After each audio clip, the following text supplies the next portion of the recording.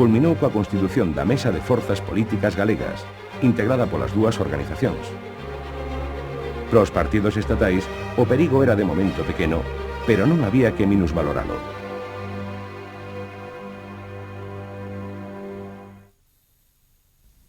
Para colmo, no mesmo mes de xuño, ETA facía a súa primeira aparición en Galicia, intentando, sen éxito, secuestrar a Gómez Franqueira na súa casa de Razamonde. Neste caso, os etarras foron por lá e saíron rapados. Querei que entrase, naquele momento estuve pensando si co revólver combinalo a que mandase marchar aos outros, pero creín que non, que con aquilo non iba a facer nada, entonces optei por dispararlle. E tan panto como entrou, pois tireille 2 disparos. El fixo de salir outra vez para fora da porta, pero volveu a entrar para dentro. Naquele momento debeu de ser un impacto maior que eu creo que foi, se dicen que foi na garganta foi do momento que lle vin, diu un gran grito, saliu para dentro da habitación, ou para fora da habitación, e eu cerrei a porta, apaguei a luz e tirei mo suelo. E desde ali empecé a combinar que non entrase nadie, nin a miña muller, nin a miña filla, porque lle pegaría un tiro a quen entrase. Isto diuse o que eu pensaba, que iban a facer disparos, tiraron 9 disparos a través da porta, pero como iban a media altura e eu estaba tirado, salveime.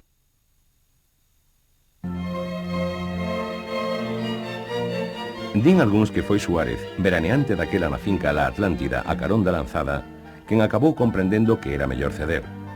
O certo é que Manuel Iglesias Corral, secretario xeral do recén creado Comité Regional da UCD en Galicia, vello republicano curtido en 100 batallas políticas e afeito aos cambios de estrategia, xa deixaba traslucir o 14 de agosto o que acontecería.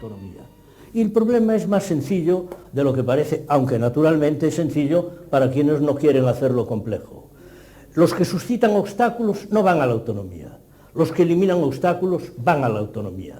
Y de nosotros puedo afirmar, pero puedo afirmar con esa convicción que es algo indeclinable, que estamos decididos resueltamente, que estamos dispuestos a entablar todo diálogo, toda conversación, todo análisis que conduzca a la autonomía. En efecto, en setembro, a volta das vacacións, todos se sentaron de novo a negociar. Logo de case 2 anos de liorta, abondaron 3 semanas para que a UCD salvase algo a cara. O 29 de setembro, no hostal, sempre no hostal, UCD, AP, PSOE, PCG e PEGA asinaron o seu acordo sobre un estatuto galego de primeira clase, dentro do que permitía a Constitución. Hoxe podemos dicir que estamos no camiño de conquerir a autonomía. Coa firma destes acordos, conseguiuse desbloquear o proceso autonómico e conseguiuse desbloquear de acordo coas pretensións expresadas repetidas veces por noso povo desde aquel 4 de Nadal, cando todo o povo galego saiu ás rúas demandando unha verdadeira autonomía. Pensamos que non hai estatutos nin bons nin malos se non están sustentados por unha realidade que os faga posibles. O que temos que acadar ahora é un plan de inversións do goberno, sea bienal, sea trienal, pero importante, que faga que a autonomía ande desde ahora e que sea algo máis que un papel o que os partidos políticos acabamos de firmar. Todos parecían contentos, pero a imaxe da UCD en Galicia quedaba seriamente mal parada. Un ano despois pasaría factura. De momento, o acordo deixaba expedito o último treito de camiño. Conocimiento directo del pleno de proyecto de leyes orgánicas por la que se... Enviado o texto a Madrid, Congreso e Senado deron o visto bo e foi convocado o preceptivo referéndum. Unha excepción, si en este solemne acto acudo al tópico para calificar como día histórico el día de hoy y como hecho histórico el acontecimiento que vivimos en estos momentos. Y son un día y un hecho histórico, porque uno y otro se inscriben inequívocamente en las páginas de la historia de mi antiguo, pequeño, ilustre y entrañable país gallego. Na campaña, o nacionalismo, para non perder o costume, fixo gala da maior división posible. Bloque Nacional Popular Galego e Partido Socialista Galego pediron o non.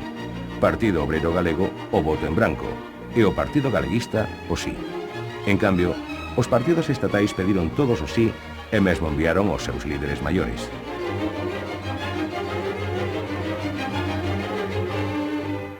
Bueno, yo creo que se ha conseguido igualar las competencias, las instituciones y todo lo que significa y representa el Estatuto gallego con lo que hasta ahora está funcionando de Estatuto vasco y de Estatuto catalán.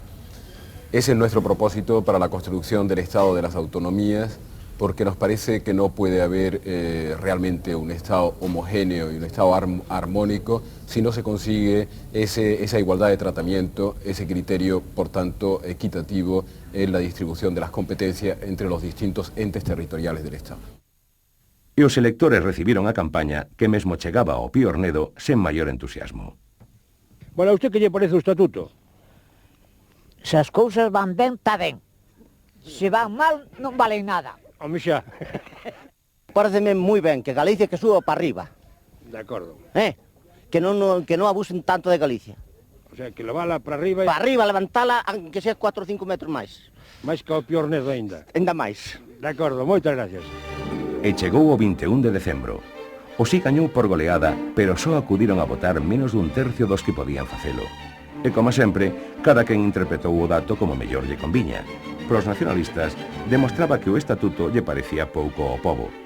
E para os que traballaron polo sí, a culpa era do mal tempo e das pésimas comunicacións. O certo era que con tanta chuvia abstencionista non era cousa de botar moitos foguetes, pero algúns sí.